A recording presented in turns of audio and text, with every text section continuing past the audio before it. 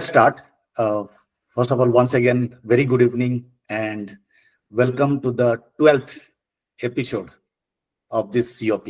In fact, it's one milestone. We have just concluding our 1 year. I know like Gautam sir and Mukul, they are the two people who have been there from the first, and all others it kept on incrementally getting added.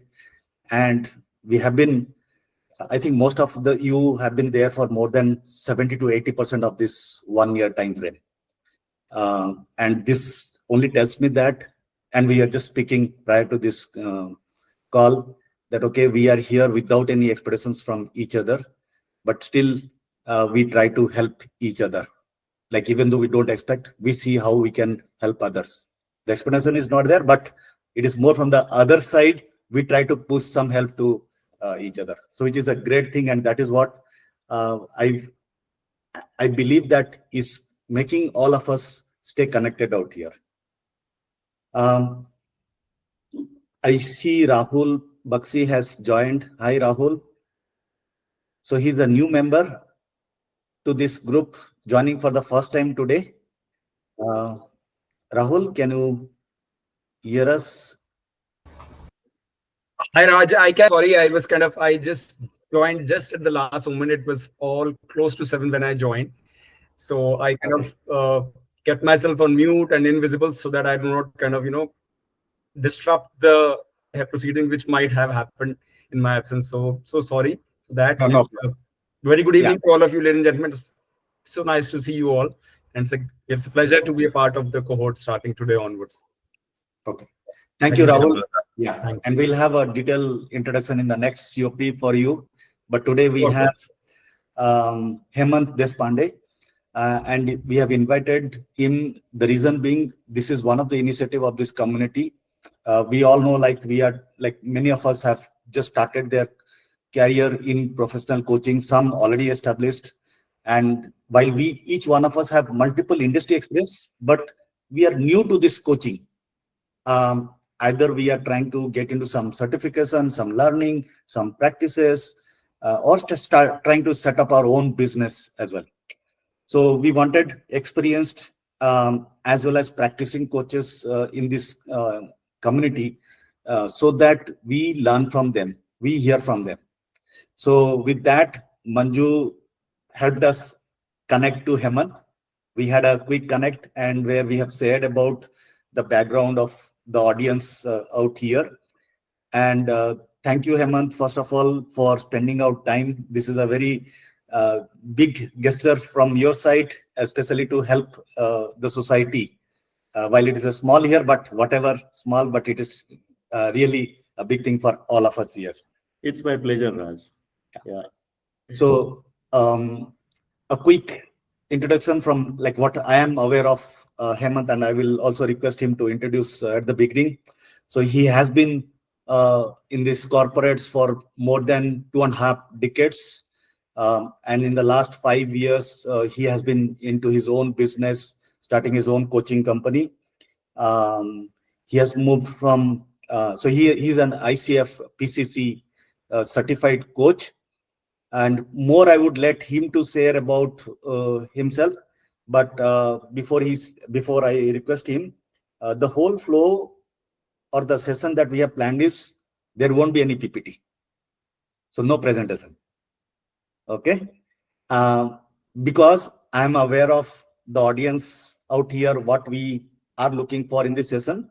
Maybe we'll start with initial 15-20 minutes. I'll ask some questions to Hemant, and we'll get to hear those responses, which I felt more aligned to what we all are looking for. And then we will leave it to each one of you to ask any question that you may think you would like to hear from Hemant. Is this fine, Hemant, for you first? Okay. Others? Great. Okay, Hemant, why don't you start with a quick introduction about yourself and what business you are into, what services your company provides, little bit on that. Yes, sure, Raj, sure. So please bear with me today. I have severe cold since last night. So um, yeah, so thanks Raj for inviting me to this wonderful community. And thanks to Manjunath for connecting us. It's always a pleasure to, to come and talk to and interact with community of coaches. So I'm ICF PCC credentialed coach. I started my career in the IT industry, worked in the IT industry for 18 years, worked with companies like Satyam, which is now Tech Mahindra. Then I worked with IBM Global Services for more than 4 years. Then I moved on to a mid-sized company called Mastic. And then I worked with Infosys for almost 9 years. So during 18 years of my career journey, I joined the IT industry in 97. So that time the industry was growing really fast. And with that growing industry, I also got opportunities to grow with these companies, grow in terms of roles, as well as got opportunities to work with excellent clients, Fortune 100, Fortune 500 clients such as American Express, Ameriprise, Fidelity, many others, Bank of China, many of these clients across the globe. So I worked in the US for about 5 to 6 years. I worked in Europe, worked in China for a year. And then when I was, you can call that as midlife crisis around 40, right? Something starts churning inside of us. But I prefer to call that as midlife wake up call. So wake up call came for me at the age of 40, around that time. And I really started looking at what do I want from my career. And then I started searching for who am I, what is it that I really like, what is my passion. And then the answer did not come immediately, but it came over a period of time through my own exploration, reading of books, talking to friends, also working with a coach. And then I decided to be a coach. I always was fascinated with training and coaching, learning and development space essentially. So that was my pull right from the beginning. Um yeah. So yeah, and so I have been into so I quit corporate in 2014. So last 10 years I have been coaching. I also did a lot of leadership development work as a facilitator, trainer, and but my primary focus has been on coaching. I have done a lot of one-to-one coaching. I have worked with thousands of clients from more than 15 countries, and now we are into coach training also. So our focus has been on career coaching for professionals, mid-career professionals, managers, leaders in various areas. And then about four about 4 years ago, I realized the need that I cannot do it alone. I need to build a team. And that is where I started building a team and training coaches to become career coaches. So initially, for the first few years, it was only internal, like only for the people who wanted to be part of the team. But last year, we launched it as a global program, as an ICF accredited program. So now we run an ICF accredited career coach certification. And I got to know that in the world, there is no other career coach certification program accredited by ICF. Of course, in India, it is the first and the only program. Even in the world, I did not find any specialization for career coach certification. So I'm happy about it that we have a unique program, and close to 60 people have got certified with us through that program. Yeah, so I'll take a pause at this junction. Yeah. Thank you so much, Hemant. And I can't agree more that, okay, when you want to sustain as well as scale, going alone is will be difficult, and your identification or realization of like having a team and helping move you forward. I think I can't agree more on this. And that's why like this is one of the reason like why even though I'm all alone, I'm trying to see that how we can collaborate together as a community to do multiple things in this society. Yes. Okay, so let me start with a few of like uh, basic questions like which I know may also be helpful. And I know many of us here, and I was also working in a corporate, and now I have come out of the corporate, but still there are many members in this community who are still working in a corporate, and this want to establish themselves in this professional coaching area. So when I looked at your LinkedIn profile, I found that you mentioned, and you also said right now you move from IT transformation to people transformation. So you left a successful corporate career to start your own coaching business. How easy or difficult was that transition? Maybe like what motivated you to take this step, and what consideration did you have in mind when you made this move? Yes. So this yearning for and fascination towards learning and development space was there right from the beginning. However, I was into mainstream delivery roles with IT services companies all throughout my career, working with clients on client accounts, all of that, software development projects, enterprise projects, all those kind of things. Now, even though I wanted to, follow my heart, but that courage was missing for a long time. Maybe that burning desire was not there till the time I came to a particular juncture of my life. And it kind of pushed me into, where I really wanted to go.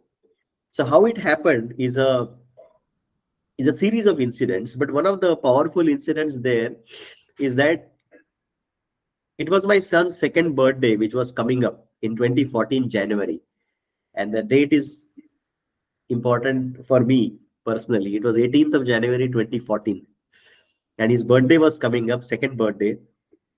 And few days before that, on a weekend, Sunday, me and my wife and family members, we were sitting together across the dining table and planning for the birthday party, what food we should have, in uh, guest invites and decoration and all of that. Suddenly my phone rang, and I used to carry a BlackBerry phone at that point in time, if any of you have seen that phone. Yeah.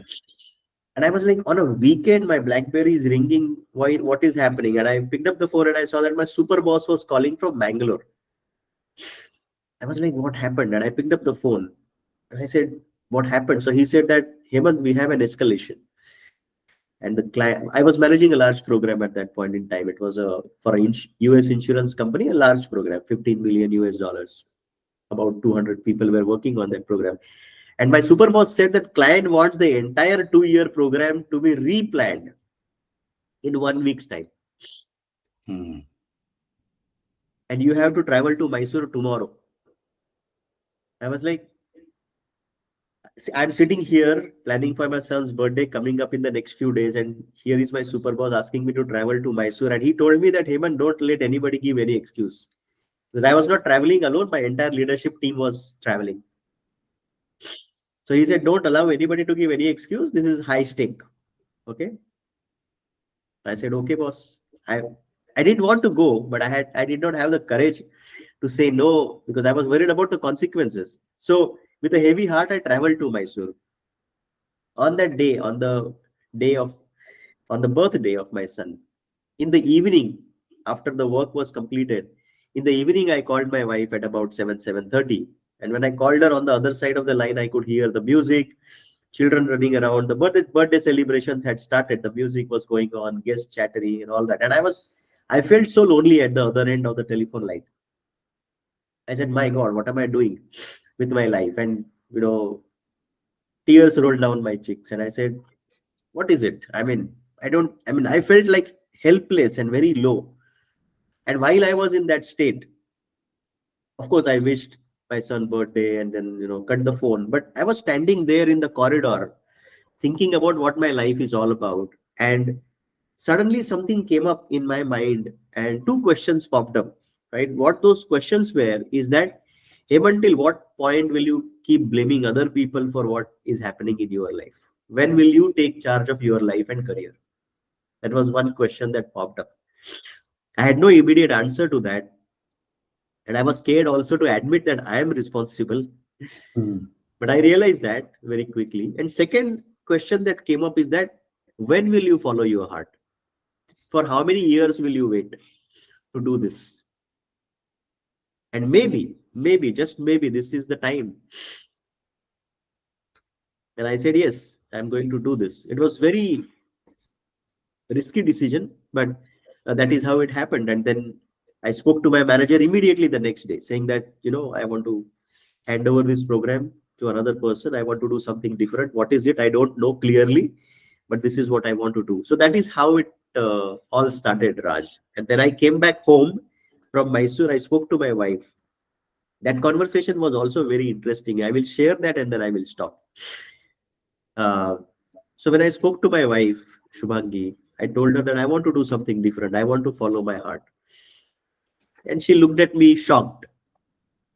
She said, our son turned 2 just few days ago. You are the only earning member in the family. And now you're talking about my parents had retired. And you are the only earning member in the family. Don't you think it's a very big risk? I said, yes, it is a very big risk. But I also realized that if I don't take this risk, this could turn out to be the biggest risk of my life. I don't know where that clarity came for me, courage came to me in that moment. But I said that if I don't do this now, it could turn out to be the biggest risk, biggest regret of my life if I don't do this. And then she looked at me and she supported me. She said, Hemant, go ahead. You do what you want to do. I will support you. I spoke to my parents also immediately. They said, Hemant, go ahead. We know that whatever you will do, you will be successful. That encouragement helped me.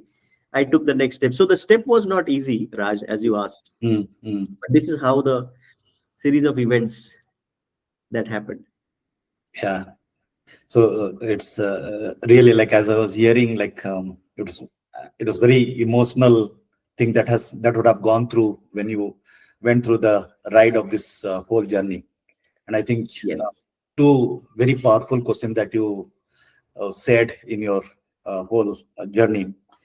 When will we start taking charge of ourselves? Until when we will be blaming others?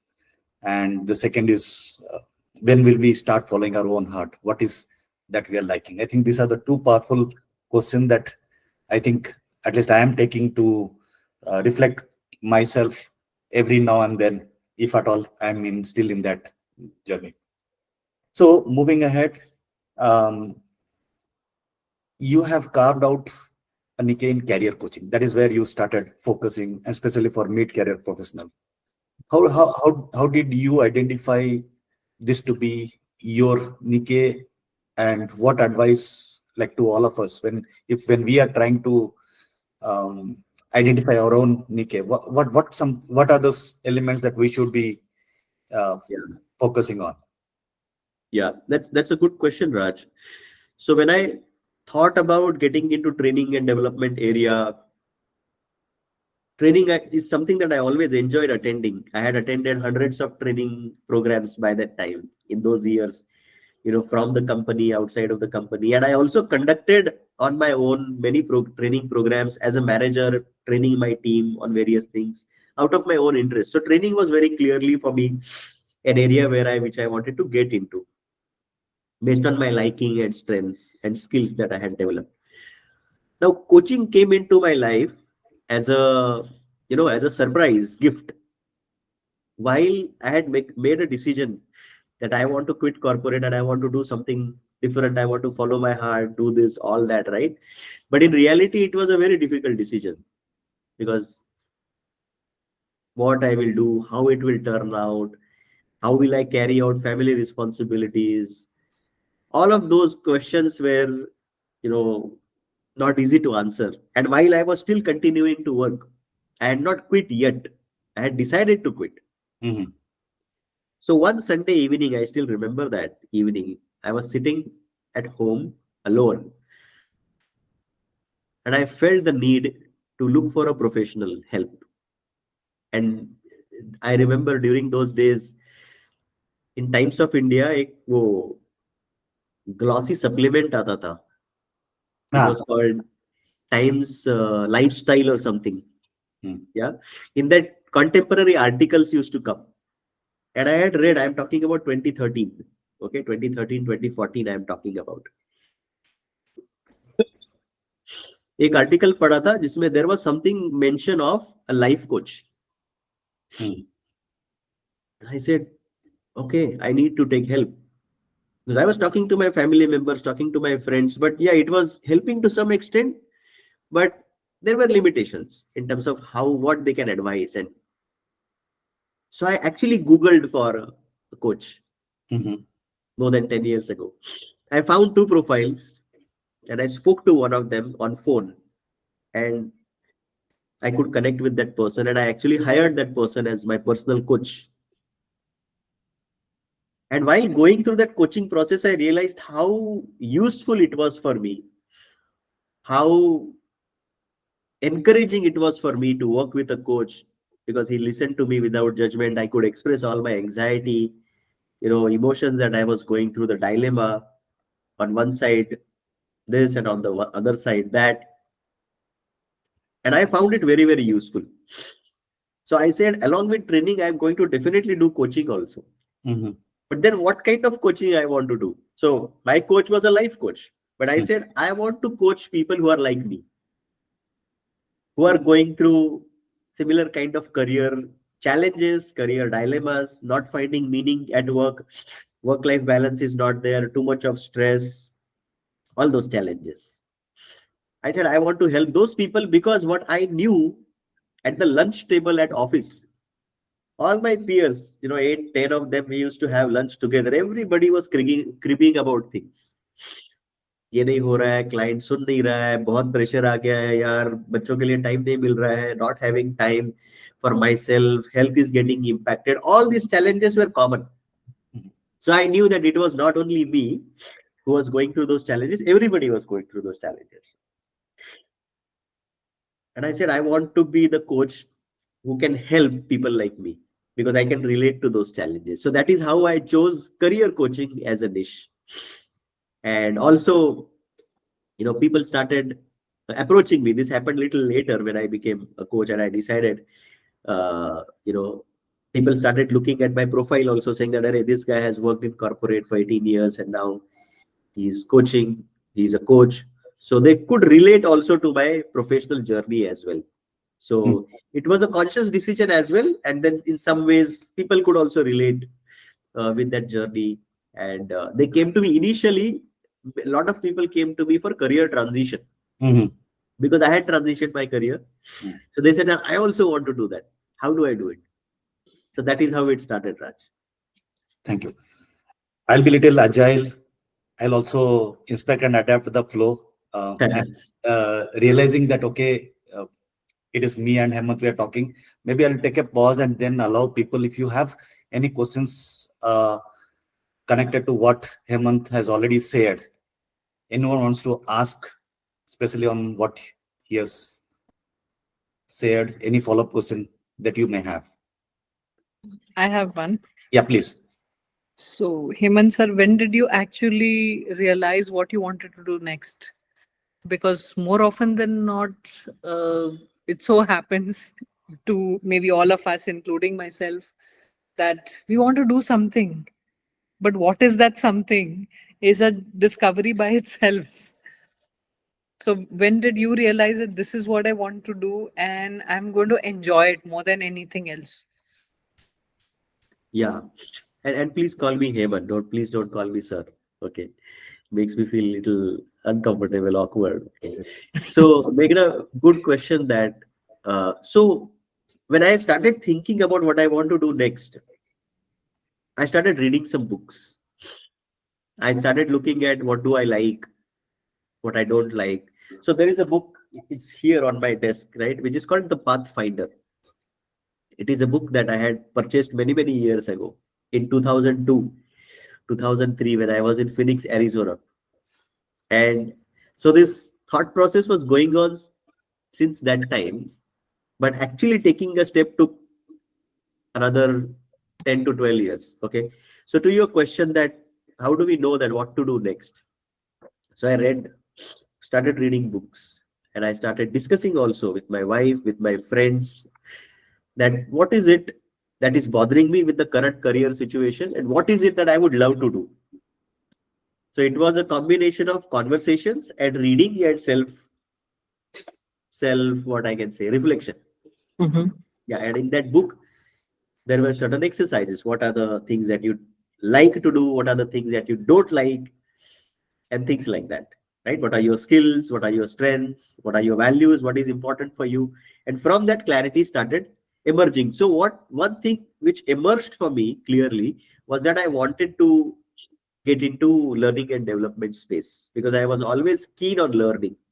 So that became the next step for me. Yeah. So that did not happen like in a day, but yeah, like over a period of time, I realized, yeah, this is the space I like a lot. Thanks. Sure. Any one more question from anyone, if anyone has?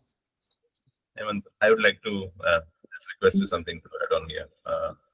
So just want to understand, usually I'm still new, just trying to explore myself.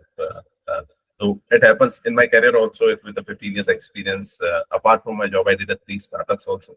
And I'll say all 3 are closed. Somehow I was not able to grow it better. So sometimes it happens, I'm trying to move out to achieve something, but I fall back always. Coaching is something I always see that helps me because I seen that people with whom I was able to help them, to motivate them, and just help them to reach somewhere. So I am just trying to mold it, but somehow you can understand that the family is, as you said, your story was something similar, that as earning a single person of the family, having the accountability for them, that convenience, their comfort. It sometime after some gap, if it's not hitting it, it falls you back. So that's why I need some of your insight. How can we overcome and try to streamline it more better way? Okay. So is your question about that you want to do it, but for some reason you're not able to do it? So how to tackle that deadlock? Is that your question? Yes. All right. So, and you also talked about, you being the single, earning member in the family. Same was the case for me as well. And one of the things which I have experienced is that following your heart, following your passion, all that sounds great, right? But when it comes to when you are the only earning member in the family, the big responsibility is that how will I take care of my family? So one of the things that helped me during that process is working with a financial planner. Working with a financial planner helped me. So outside of family, the first person I talked to was my financial planner. And I said that I'm going to quit my job in the next few months. And I don't know when I will start earning again. And he said that, hello, we need to sit down and talk about this. This is serious stuff, right? And then me and my wife, we sat down with our financial planner. And yeah, and then he asked me, when do you plan to quit? Do you know that what you're going to do? Do you know how much you're going to earn? I said, no, I have no idea. I know I want to quit in next few months. I don't know what I'm going to do exactly and how much I'm going to earn. I don't know. So then he told me that there are certain scenarios. So we worked on the scenarios, financial scenarios. So one of the things that came out of those series of discussions, right? Scenario came out that he told me that based on your savings so far and based on your lifestyle and goals, you have a runway of about 1 year. A runway of about 1 year, even if you earn little or nothing for next 1 year only, it's okay. It will not impact your life goals too much. But beyond a year, then it will be a concern. So then in my head, I was clear that, okay, I have 1 year.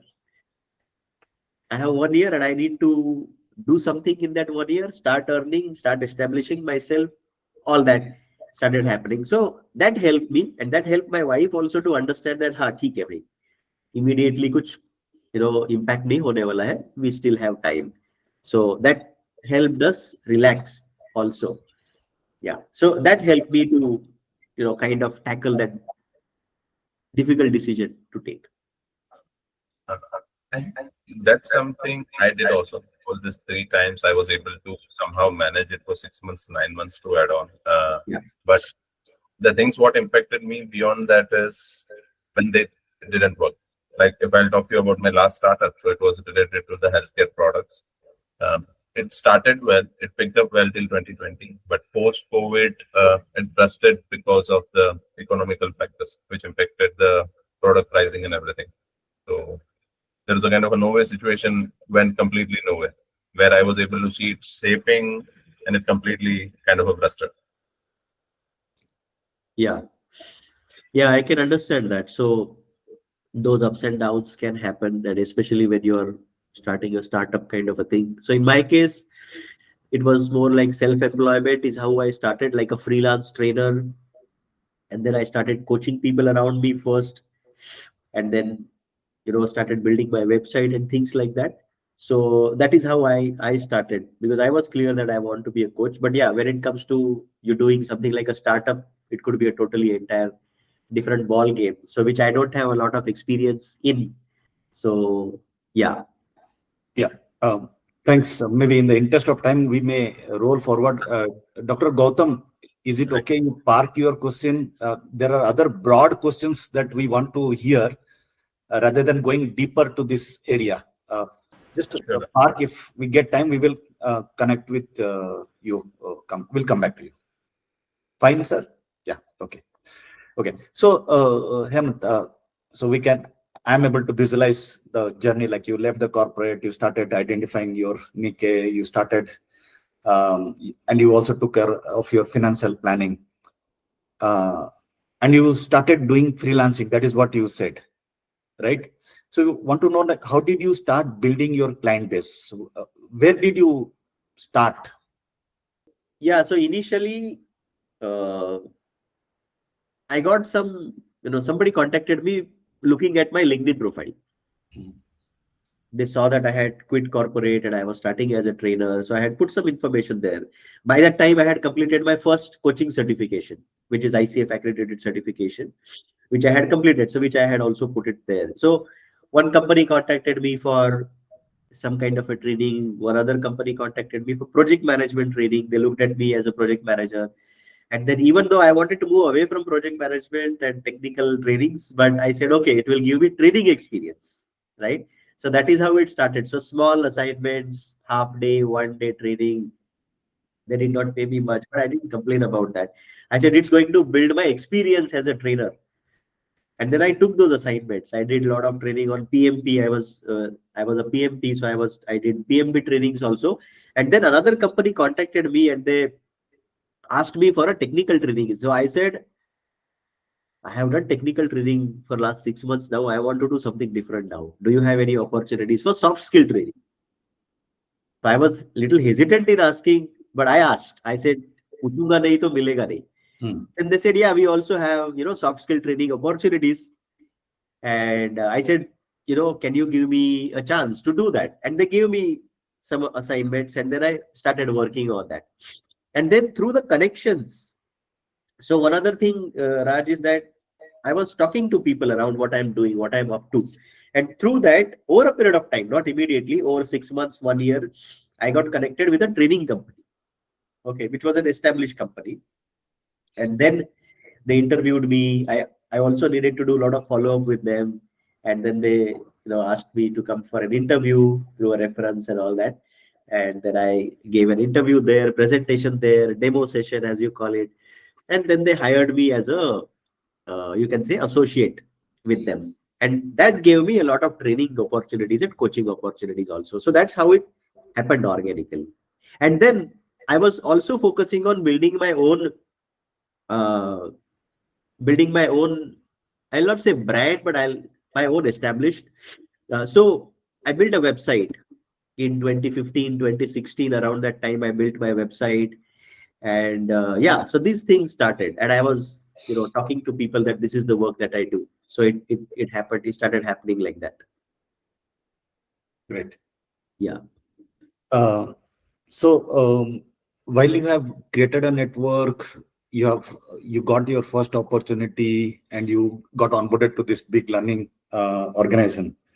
How did you continue having the repeat clients? How did you retain your clients? what did you do? Did you do anything special to ensure that your clients come again and again? Yes, I mean, initial clients came through reference, word of mouth. My ex-colleagues referred somebody, my family members referred somebody. In fact, initially I started coaching people in my circle.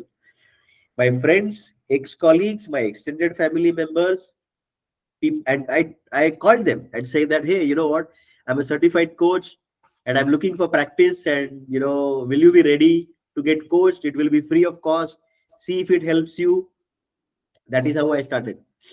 And some of them were willing to do that. So that is how it started. But as I did that, then they were able to, then they said, yeah, this is helpful, and then they referred me to somebody. So it was word of mouth. Also my LinkedIn profile, that was also there. And I also went to a lot of networking events, in the sense that in Pune, that point in time, I'm talking about 2015, 16, 17, I used to go to this forum called TIE, the Indus Entrepreneurs. So I used to do a lot of networking also. Through that also, some contacts came up. All those kind of things started happening. And then I built my website also, which I started projecting on, on LinkedIn profile. I shared that with my network. So all those things happened. So it was that way. And you talked about how did I ensure that the clients coming back, right? It is by creating value for them. So initially, I charged very low amount of money to my paid clients. Initially, to start the pro bono se hi kiya tha, not charging anything. But then I started charging slowly, right? 1,000 rupees, 1,500 rupees, something like that. Yeah. But I gave 100% to those clients, right? Even today I give, but during those times, why they kept coming back is because of the value that they got from this.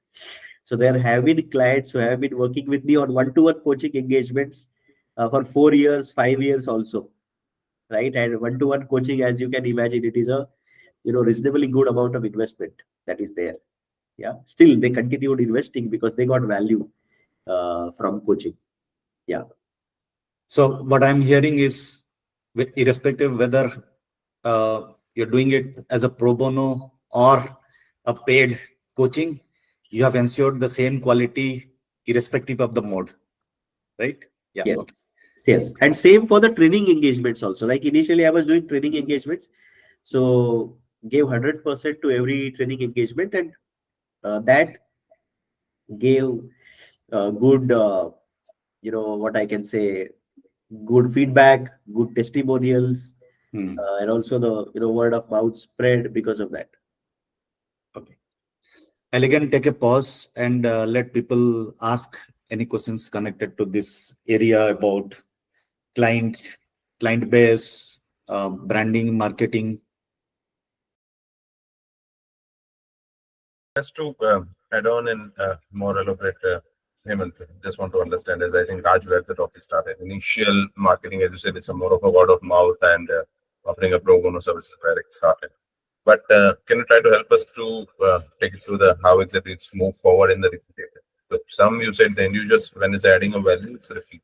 But how about the corporates when you are doing that? Yeah, so corporate engagements, I did not chase on my own. I was working with an agency, right? So which I got connected with, a training company, right? They had a lot of corporate clients. So I got those corporate opportunities through them. Then over a period of time, now companies, even today, my primary focus is on individuals. So B2C. Okay. So only if corporates contact me through reference, then only I do corporate work. So that's the current state as of now. Yeah. So in the initial time, the corporate clients came from the agency. Okay. And Raj, I think if we can maybe incorporate the request from Gautam sir, I think it will more or less align here by that targeting a niche or specifically focusing. So if we can take it forward. Gautam sir, would you like to read the same question? Raj, if you're. Sorry, I couldn't get that, Gulabe. No, I'm saying I think the question what Gautam sir raised. Yeah. More or less aligned. So Yeah. Gautam sir, over to you. If you can just drive it. Yeah, I had actually written it down, so it's very awkward. I have to read it. Yeah. So the question that I said was that, how can we leverage our niche? Is the demand study in our niche important, and how can we go about it? Now, I Yeah. just give you the background of this particular question because what happened is in most of our discussions, and I think Raj would vouch for it. There was a lot of melancholy about how do we get clients, because most of the people when we approach for coaching, they are okay with pro bono and maybe the first sessions, and then subsequently whenever the payment part is added to it, either they come clean by saying that no, now I have understood your technique and I can apply it on my own, and say they don't know, don't come by. Dr. Prashant is not here, but then I think that was his pain initially, and I did try, I think, a coaching session with him, and it was very difficult because I could not get the answer out of him as to what we need to do. So this is something that has often bothered me. That what about the demand side of it? What I was hearing when you were speaking your story is that it came organically to you. One thing led to the other, etc., etc. But over the years, since you've been at it, is there some kind of a pattern that you would like to share with us, which will also help us, growing this network of people uh, for our benefit? Yeah. So Gautam, very good question. So your question is that how can we leverage our niche, right? So when you identify your niche, there are multiple elements that we need to look at, right? What is that? What is one problem that you want to solve, which is very big, right? Which you can relate with personally, right? Also, do you have a backstory to that, right? Why do you want to solve that problem? Why do you think you are the person who can help that, right? In my case, how it happened was career transition, because I had done it. I had gone through all the difficulties, emotions, risk, all of those elements I had gone through, and I had also come out with a particular way of doing it and how to handle ourselves. So the niche creation is a process, actually, right? Which I also teach to my students, that there is a method to identifying a niche, and it depends on multiple elements, as I mentioned. It also depends on, is that problem really big? Are people willing to pay for that problem? Also, is it scalable? These are different questions that one needs to ask. Now, is demand study important? Yes, definitely it is important, right? However, you don't need 10 million people to create your niche. 1 million is enough for you, especially in India, because we are lucky because our population itself is so big that, even if you have, a niche where million people can benefit from that, why not? Okay. But doing that market study has become easier now through Google or through, Chat GPT, and also, of course, through your own experience. But doing that study is important. And when it comes to, will people pay for that? Yes, initially there will be hesitation. Everybody will go through that phase. Okay. But the more testimonials you will have, when people come to you through reference, that this person can really help and solve a problem, right? Then people are willing to pay for that. Because coaching as such, nobody wants coaching. If you look at it, right? Nobody wants coaching. What people want is that, can you solve my problem?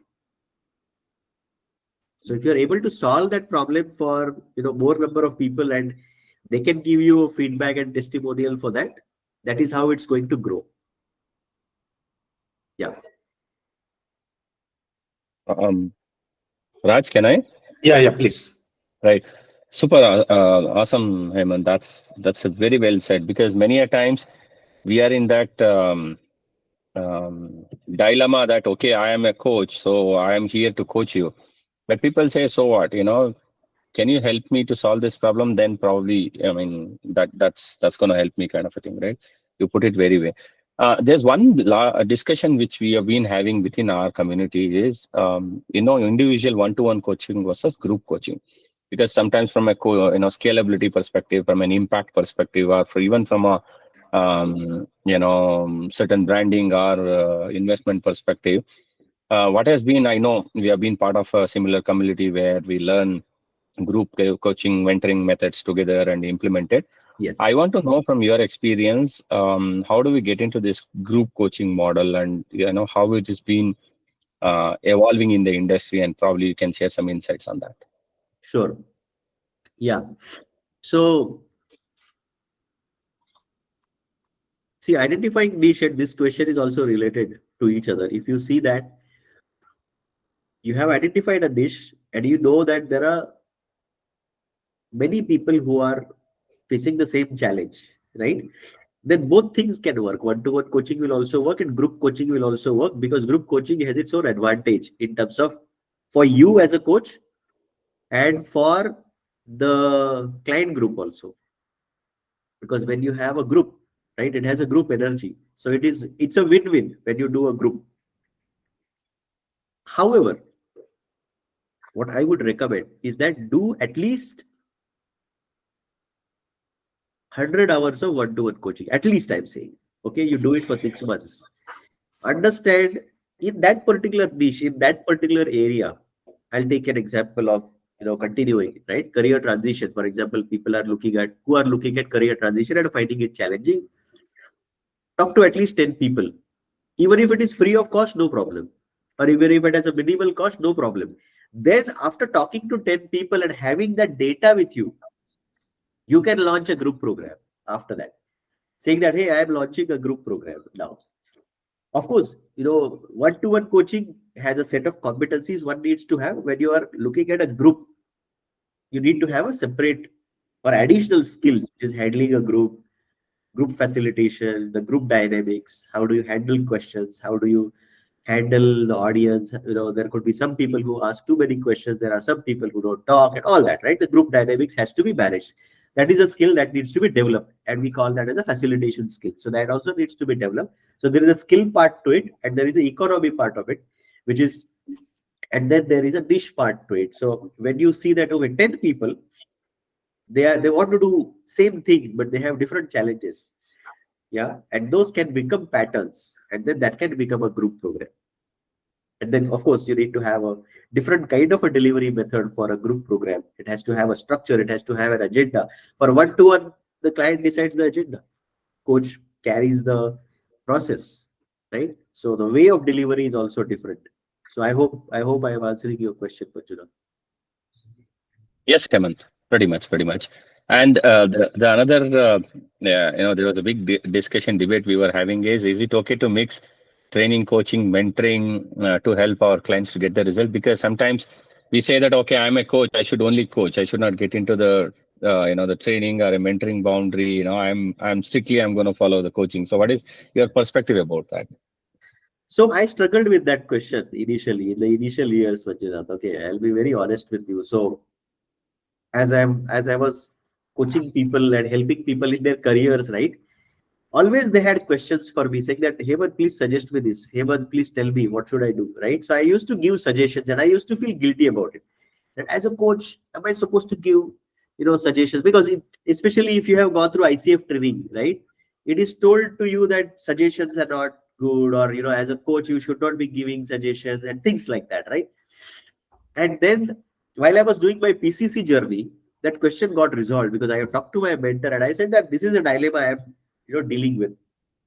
He said that you make it clear that what is coaching, what is mentoring, what is training, what is consulting, and you do what is required for you. And he did not give me a direct answer, by the way.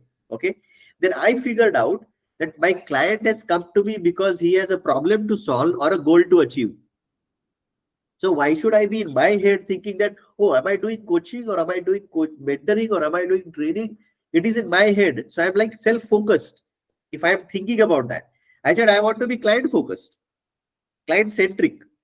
And I said, I will do everything that is required for the client in that moment. But at the same time, I will make sure that the client knows that sometimes I will be a mentor, sometimes I will be a consultant, sometimes I will be a trainer, sometimes I'll be a coach. They will see different hats I am wearing. They don't care anyways. But I tell them that, I'll be playing different roles so that they are not surprised. So that's how it is. So my view, it has now, after so many years of experience, is that do what is required to solve your client's problem. Simple as that.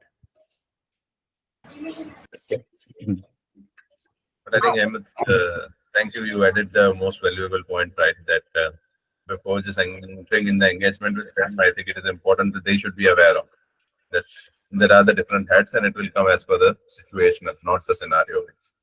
So that is a keyly adding a value. And I think yesterday we had something similar discussion with Raj, and Raj was able to add something similar. So thank you to helping us to be on the next level of that.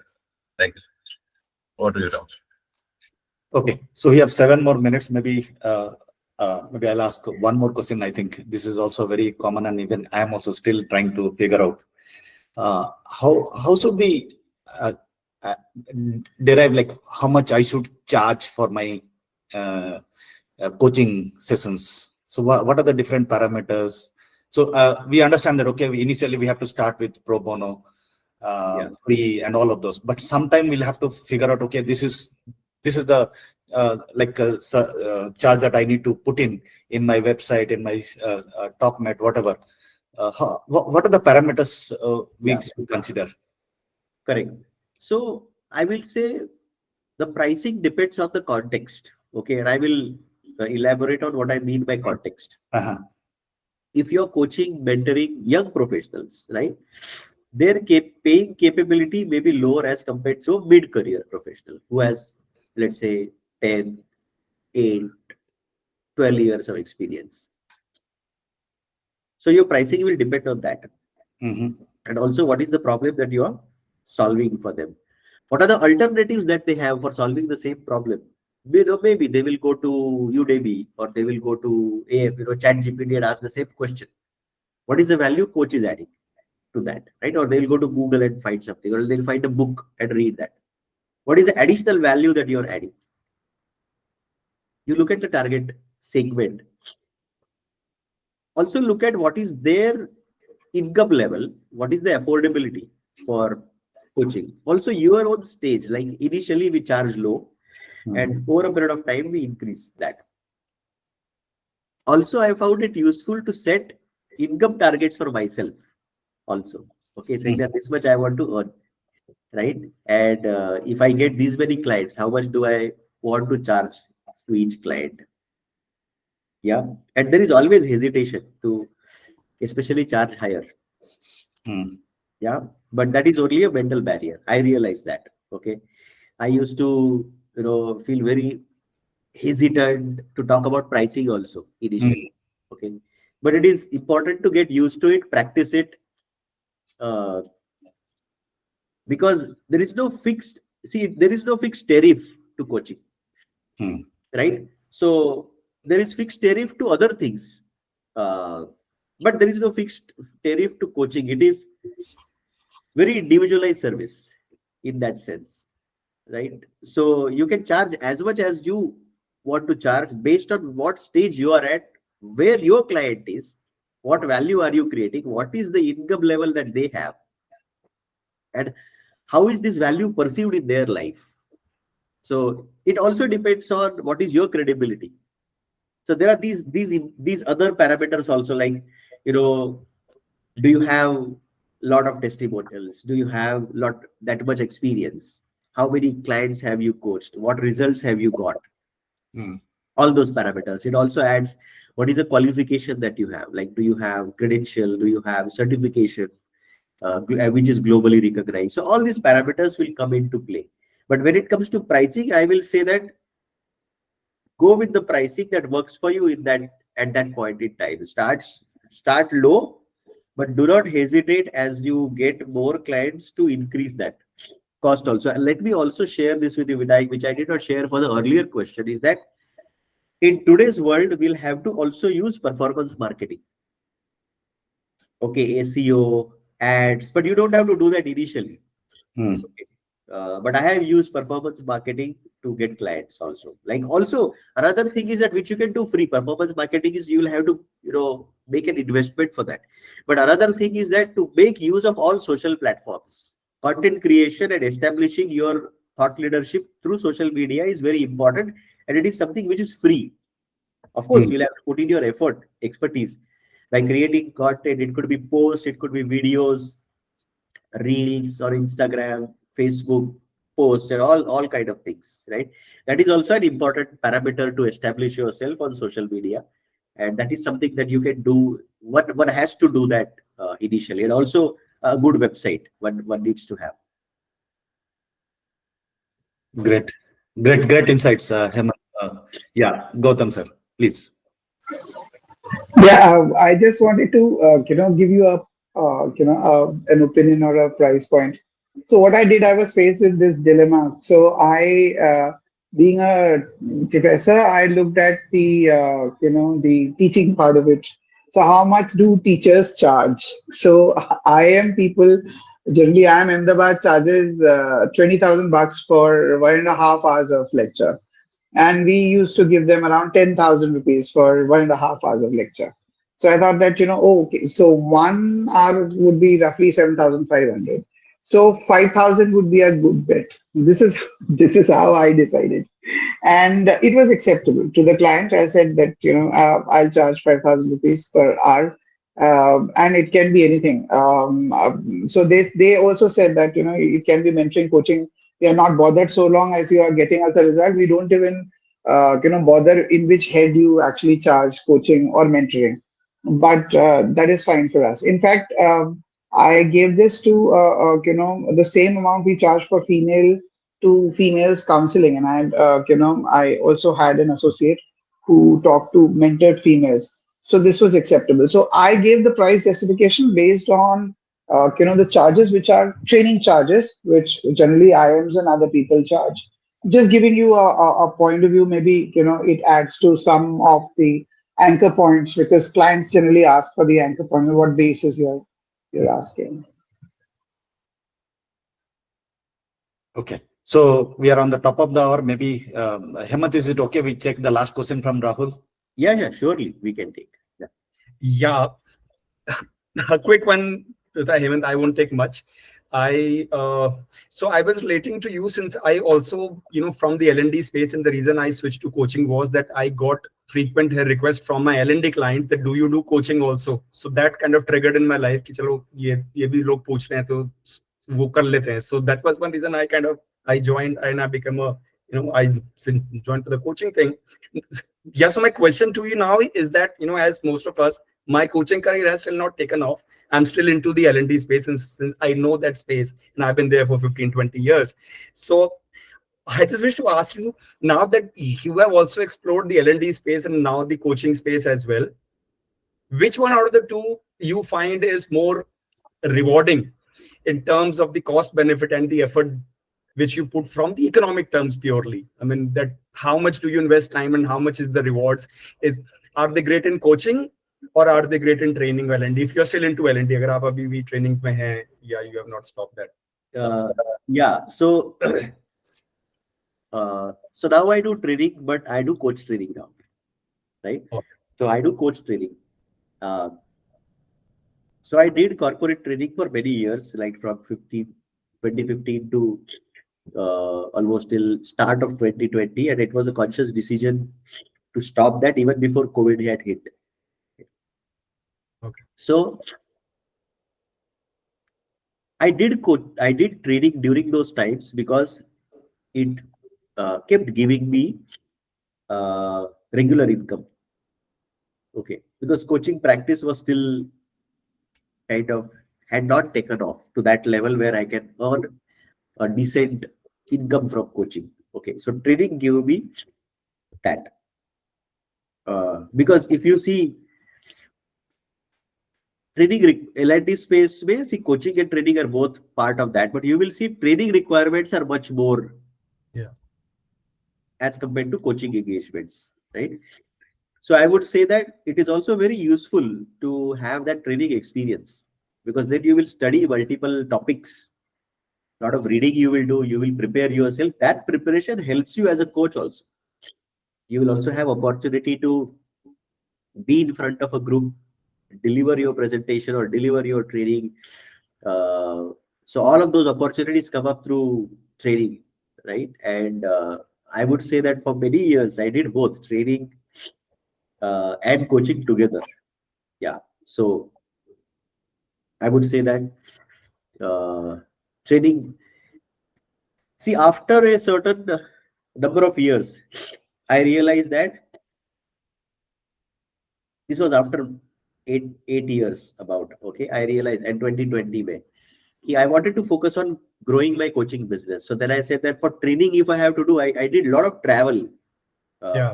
for especially for 3-4 years, uh, 16, 17, 18, 19. I did a lot of travel also. So then I said that return or investment of my effort is better in coaching. But by that time, I had established myself. It was 8 years already. Okay. Then I stopped. But till that point, I was doing a lot of training also. So it will depend on your situation. It will depend on what kind of opportunities are available to you. But training is very, very useful. I mean, it helped me establish myself as a coach, learn a lot of things, read a lot of books, a lot of interaction with people, and also a lot of connections, networking, and references. I know. So first of all, I take the pride in seeing you in person because I saw you in one of the Instagram posts. And that's when I was telling my husband, you know, he's going to be there in the class and I'm going to listen to him. So grateful that you have joined us. And first thing, just first or last, what I want to know is the first client that you had, you must have had butterflies in your tummy. I'm a doctor by profession. So I still remember the first prescription that I wrote. So do you still experience the same kind of, you can say, same butterflies when you deal any client even today? Or by virtue of your experience or by the virtue of so much of exposure to different kinds of scenarios, like it has just become like back of your hand? So Yeah. that's my question. Yes. Yeah. And that's a very good question. So yes, being nervous, at the start of any training or at the start of any coaching engagement is normal. Yes, experience and practice helps a lot. And also what shifted is that uh, the context where I'm coming from. See, initially when I was doing coaching in the initial 1, 2, 3 years, right, I was not sure about myself. I was also not sure about my confidence or skills. And because of that, the confidence was not there, right? And I was thinking more from that, oh, will this client get value? Will this client get value? Will this client like me? Yeah, I was coming from that mindset. Today, I come from the mindset, maybe after many years, that I'm here to serve the client. I'm not here to please the client. I'm here to create value for the client. And that frees me off of many things. So one of the things that I struggled with was performance anxiety as a coach. Okay, initially, I think we all go through that, right? How am I doing as a coach? Am I asking the right questions? Oh, client to kuch bol hi nahi raha hai, abhi main kya karu?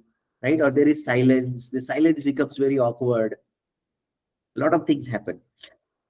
So I was worried about my own performance as a coach. Am I doing well? Am I doing well? Is client happy? Is client getting value? I was worried about that. I'm no longer worried about that. If there is silence, it is good for the client. If the client is not responding, I will also wait and I will say, what is going on? Are you thinking about something? I'm not worried about it anymore. But I think that comes through practice. And also one other thing is that I kept investing in my own development as a coach. I think that has helped a lot. I kept reading books. I kept investing in training programs for myself.